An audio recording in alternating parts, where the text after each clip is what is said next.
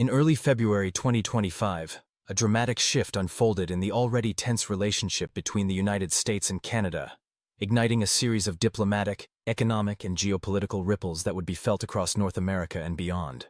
The spark that lit this fire was a sweeping set of tariffs announced by President Donald Trump. In an attempt to address issues such as illegal immigration and the alarming rise in fentanyl trafficking from Canada, Trump imposed a 25% tariff on all Canadian imports, with a reduced 10% tariff on Canadian energy products. These tariffs, which were scheduled to take effect on February 4, 2025, were more than just a tariff dispute. They were a direct challenge to Canada's economy and sovereignty. In a flash, the two neighboring countries were on the brink of a trade war that could disrupt the flow of goods, services, and energy across the longest undefended border in the world. In response to these moves, Canadian Prime Minister Justin Trudeau announced a series of retaliatory measures.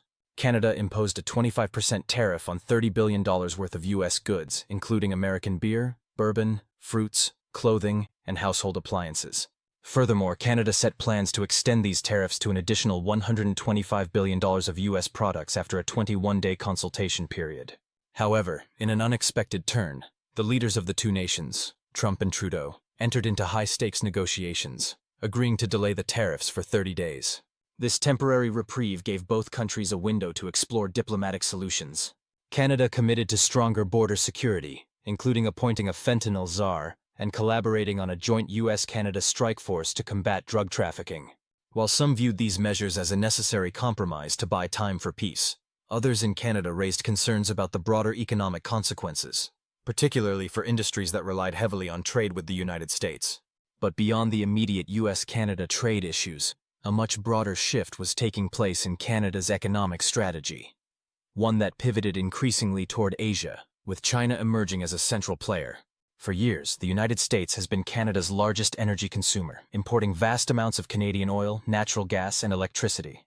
However, the potential for tariffs on energy exports, coupled with the growing geopolitical instability in North America, has prompted Canada to rethink its energy export strategy. One of the most significant shifts in this strategy is Canada's increasing focus on China and other Asian markets as alternative destinations for its oil exports. The country's massive oil sands in Alberta, among the world's largest proven oil reserves, have placed Canada at the heart of global energy production. Historically, Canada's oil exports have been heavily reliant on the United States, which absorbs roughly 98% of Canadian crude oil. However, with the specter of tariffs looming large and the U.S. market potentially closing off, Canadian producers are looking toward Asia, particularly China, to sustain growth and secure new opportunities. The expansion of the Trans Mountain Pipeline, a vital infrastructure project that began operating in May 2024, has allowed Canadian oil producers to diversify their export options significantly. This pipeline expansion, which tripled capacity to 890,000 barrels per day, facilitates the direct flow of oil from Alberta to Canada's Pacific coast, opening up vital trade routes to Asia. Canada's growing reliance on Asian markets, particularly China, is now seen as crucial for future energy exports, especially as U.S. tariffs threaten to disrupt the status quo. In recent years, China has emerged as Canada's second-largest trading partner, only behind the United States. This rapidly growing economic relationship has profound implications, particularly in the wake of the escalating tensions between Canada and the U.S. As the U.S. turns up the pressure with tariffs, China is becoming an increasingly important partner for Canada, especially in sectors like oil, mining, and agriculture. China's demand for energy, including heavy crude oil, is one of the primary drivers behind Canada's pivot toward Asia. In particular, China's thirst for crude oil has been growing steadily as the country's industrial sector continues to expand and its energy needs rise. Canada, with its vast oil sands reserves, is well positioned to meet this demand, especially as it seeks to diversify away from a historically U.S.-dependent oil export market. In 2023, Canadian crude oil exports to China reached significant levels, with Canada's oil industry looking to solidify its position in this emerging market. Beyond oil, Canada also supplies China with other essential commodities, including canola oil, ores, and minerals. As China's industrial sector continues to boom, Canada's resource-based economy stands to benefit from this growing trade partnership.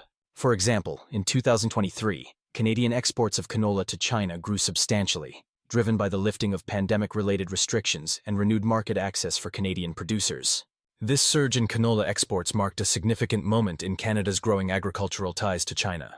Similarly, Canadian exports of copper and iron ore to China saw strong growth, with both metals in high demand for China's expanding infrastructure projects and industrial activities. The Canada-China economic relationship is not without its complexities. Moreover, the trade relationship between Canada and China has been further complicated by geopolitical factors, particularly around issues like human rights, security, and China's growing influence in global affairs.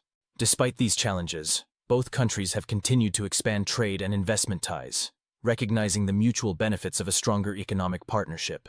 For Canada, diversifying its trade relationships beyond the United States has become an essential strategy, especially in light of the uncertainty surrounding U.S. trade policies. As the U.S. increasingly turns inward and adopts protectionist measures, including the tariffs on Canadian goods, Canada has no choice but to explore new markets and bolster its economic ties with China and other Asian nations. The ongoing tension between Canada and the United States over tariffs and trade policies has underscored the importance of Canada's broader geopolitical and economic strategy.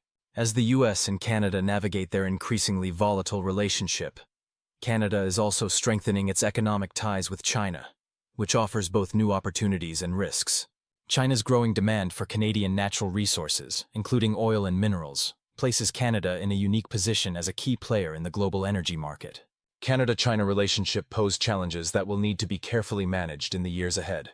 While the U.S. remains Canada's largest trading partner, the shifting dynamics of global trade, exacerbated by trade tensions and the rise of protectionism in the U.S., mean that Canada must diversify its relationships to safeguard its economic future.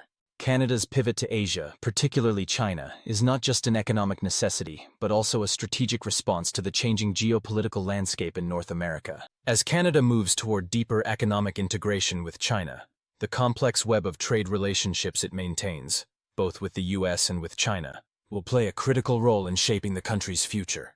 The unfolding trade tensions between the U.S. and Canada, combined with Canada's increasingly prominent role in the global energy market, highlight the delicate balance Canada must maintain in a world where global politics, trade policies, and economic interdependencies are in constant flux. Canada stands at a crossroads with the potential for both great opportunity and significant risk. Its path forward will depend on how effectively it navigates the evolving tensions with its closest neighbor, the United States, while forging stronger and more sustainable economic partnerships with the rest of the world, particularly China.